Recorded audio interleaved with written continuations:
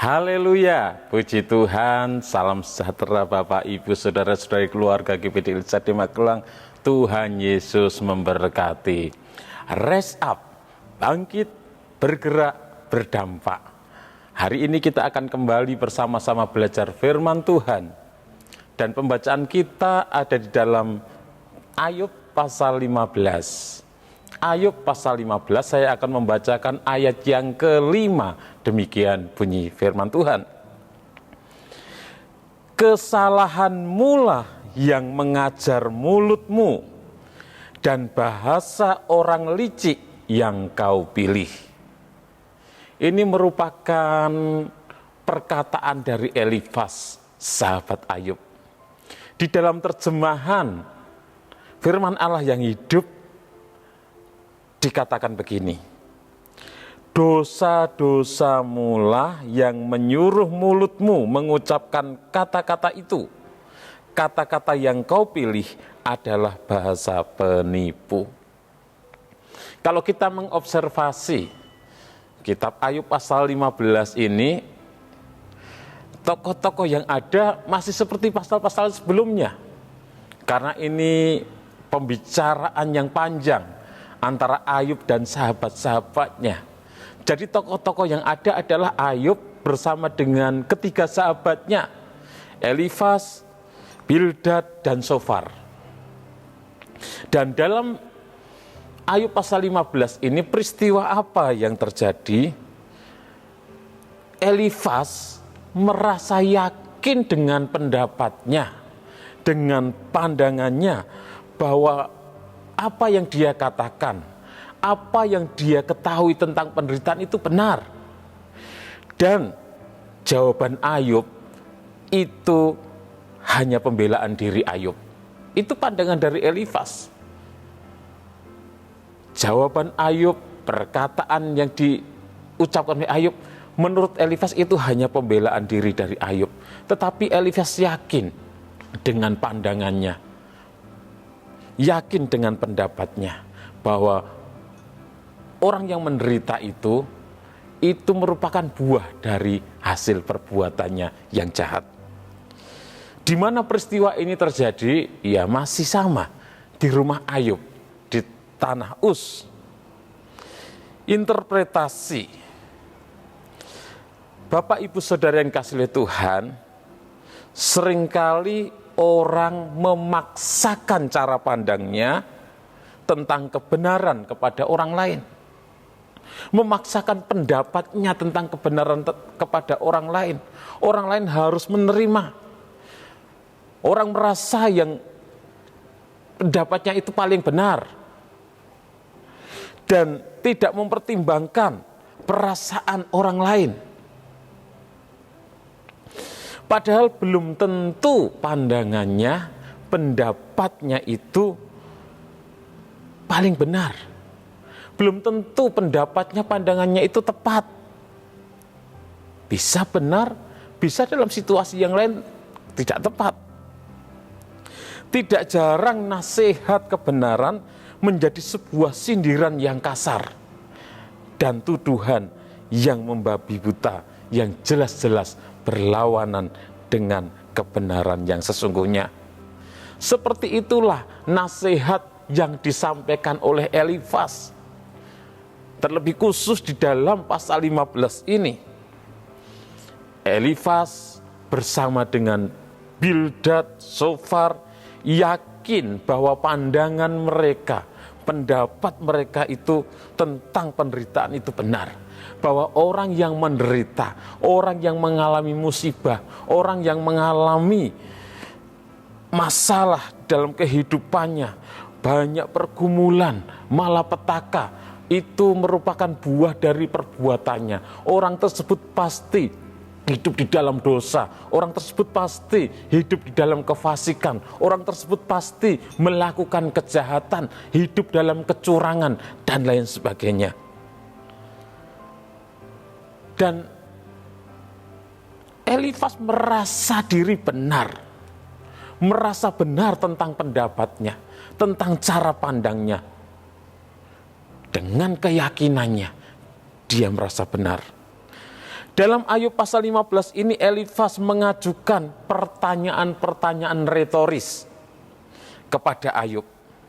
Pertanyaan retoris adalah pertanyaan-pertanyaan yang tidak membutuhkan jawaban. Itu hanya merupakan pertanyaan-pertanyaan sindiran.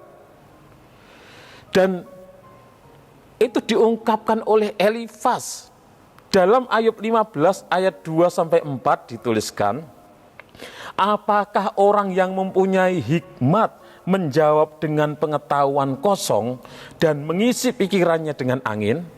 Apakah ia menegur dengan percakapan yang tidak berguna dan dengan perkataan yang tidak berfaedah?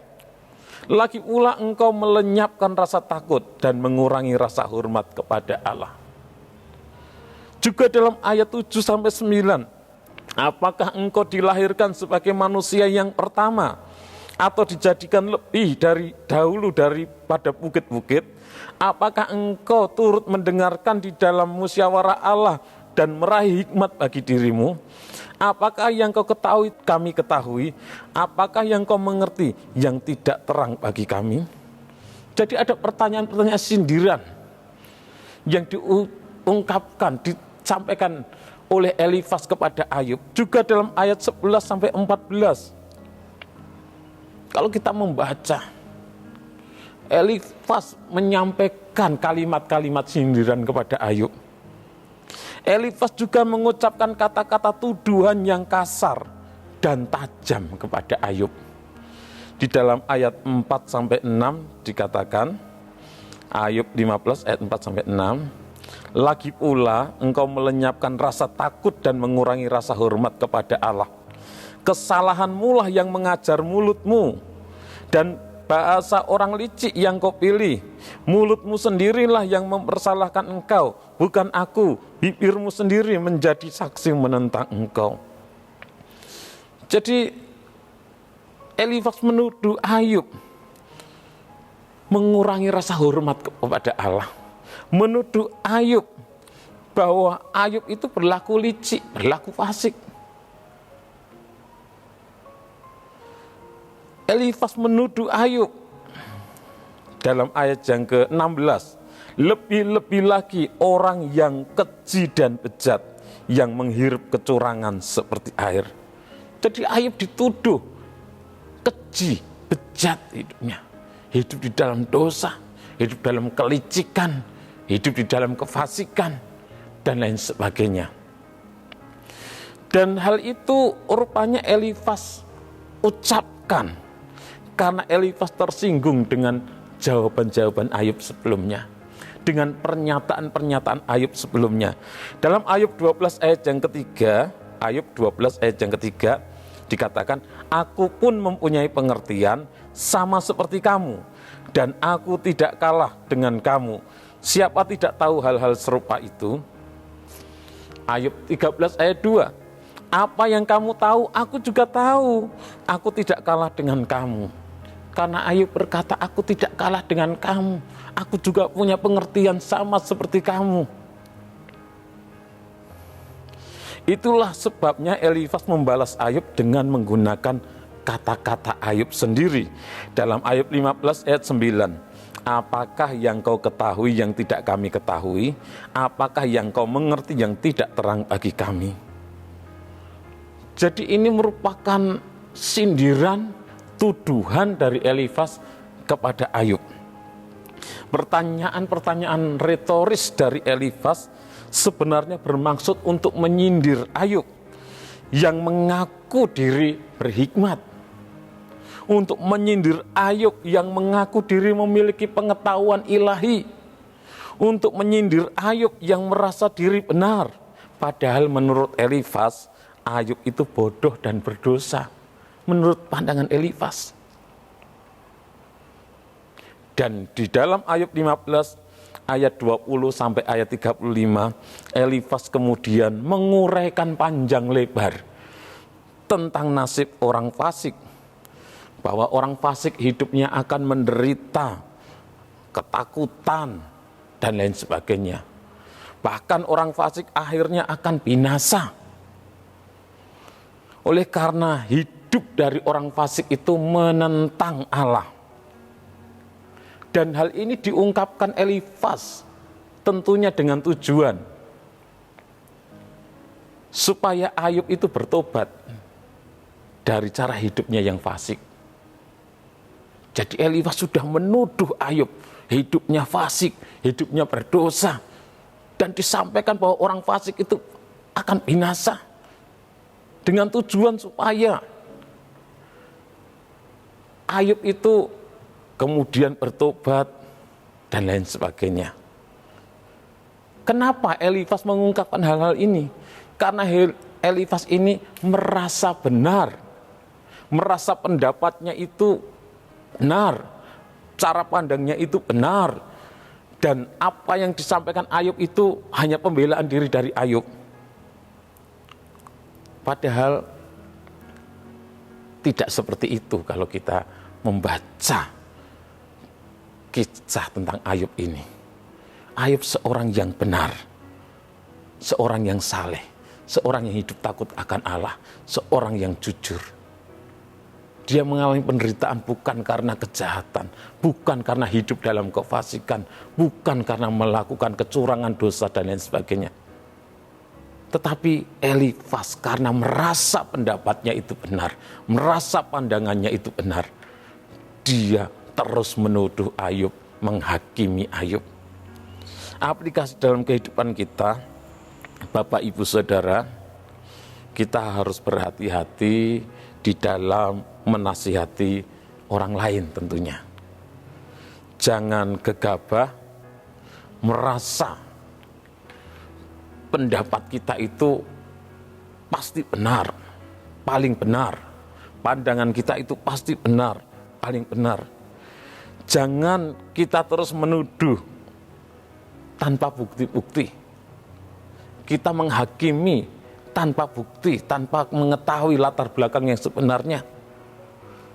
Apalagi dengan kata-kata yang keras dan kasar, seperti yang disampaikan oleh Elifas kepada Ayub. Bila nasihat disampaikan dengan arogan, nasihat disampaikan dengan kesombongan, hasilnya adalah pertengkaran, kemarahan, dan sakit hati. Kebenaran harus disampaikan dalam kasih. Kebenaran harus disampaikan dengan kasih, bukan dengan cara menuduh, menghakimi, arogan, dan lain sebagainya. Jangan merasa diri paling benar. Nasihat yang baik akan membawa kebangkitan dan transformasi, akan membawa perubahan dan pemulihan. Tetapi tuduhan hanya akan menjatuhkan dan menghancurkan. Jadi biarlah kita bijaksana di dalam berkata-kata, kita harus berhikmat, jangan kita menghakimi, menuduh, merasa pendapat kita paling benar dan orang lain itu salah. Tuhan Yesus memberkati. Terima kasih kepada Bapak Ibu Saudara yang sudah dengan setia mengikuti Renungan 79, kiranya menjadi berkat bagi kita semuanya. Bagi Bapak Ibu Saudara yang ingin didoakan dengan pokok doa tertentu atau ingin menyampaikan kesaksian, dapat menyalurkan melalui chat WhatsApp di nomor 0813 2742 0088. Mari kita berdoa. Terima kasih Tuhan Yesus, kami bersyukur punya Allah yang begitu mengasihi kami. Engkau Allah yang mengerti segala sesuatunya. Tidak ada yang tersembunyi di hadapan-Mu Tuhan. Jadikan kami umat-umat-Mu yang hidup bijaksana, baik di dalam kami bertindak, dalam kami berkata-kata, sehingga kami bisa berkata-kata dengan tepat, dengan benar, tidak merasa diri paling benar, tidak menghakimi orang lain, tidak menuduh, menyalahkan orang lain. Tapi kami boleh berkata-kata dengan baik, bijak, benar, dan tepat. Roh Kudus yang memimpin kami, memampukan kami, sehingga hidup kami boleh menjadi berkat dimanapun kami berada. Memberkati seluruh keluarga GPD LSAD Magelang, dimanapun mereka berada. Sama seperti Kristus telah dibangkitkan dari antara orang mati oleh kemuliaan Bapa, demikian juga kami, keluarga GPD LSAD Magelang, akan hidup dalam hidup yang baru. Sebab jika kami telah menjadi satu dengan apa yang sama dengan kematian Kristus, kami juga akan menjadi satu dengan apa yang sama dengan kebangkitan Kristus. Dalam nama Tuhan Yesus Kristus kami berdoa bersyukur. Haleluya. Amin.